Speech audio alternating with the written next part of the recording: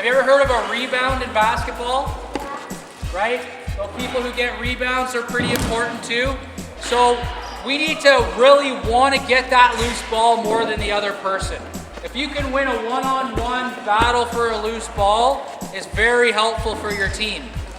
If you lose the loose ball and you're on defense, that means the other team gets another 30 seconds on offense. And so you get even more tired and the ball just ends up in the back of your net somehow.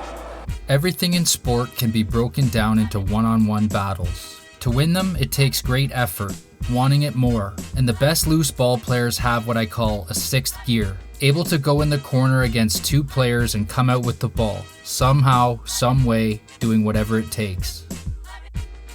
In saying all of that, particularly the part about doing whatever it takes, coaches should first demo minor interference to the players when introducing this drill. That way they can understand what they can and can't do. Every player should theoretically have an equal opportunity to pick up a loose ball.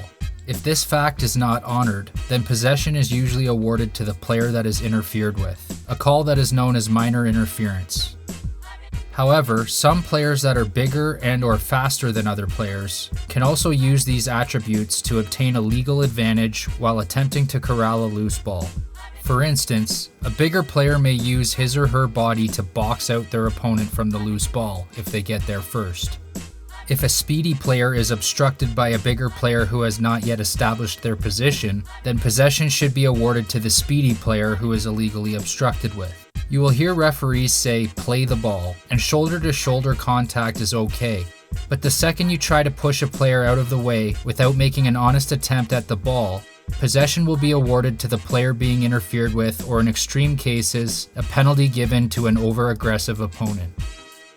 In variation 1 of this drill, the 1v1 battle, have a line of players positioned on each side of the coach who is standing with balls at the point position facing the goalie in one or both ends of the floor.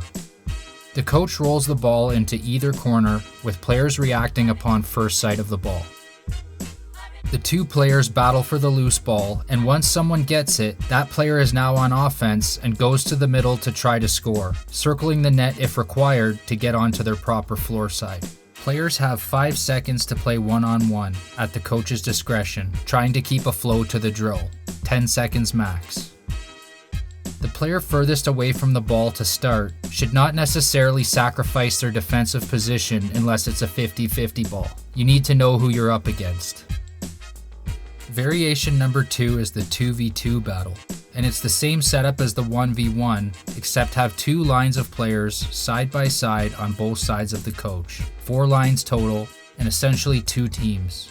You will see some players starting laying on the ground in this video, which we've gotten away from over the years as it generally lacks game specificity. Players should be encouraged to battle against different players as much as possible in both variations of this drill.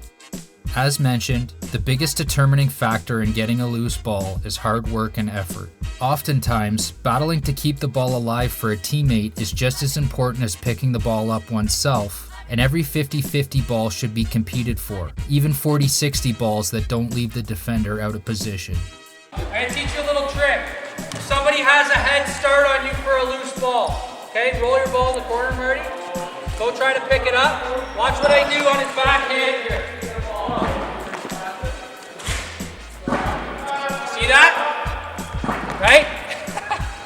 Somebody's behind you. If you're behind them, you can poke this backhand, and then their hands go up like this, and they end up missing the ball.